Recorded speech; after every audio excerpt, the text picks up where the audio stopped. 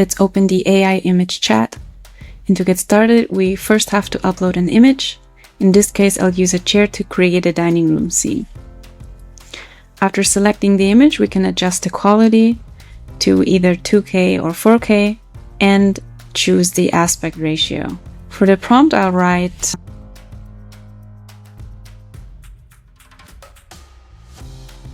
if there's any typos in the prompt, it's absolutely no problem because we can use the Improve My Prompt tool, which will take care of it.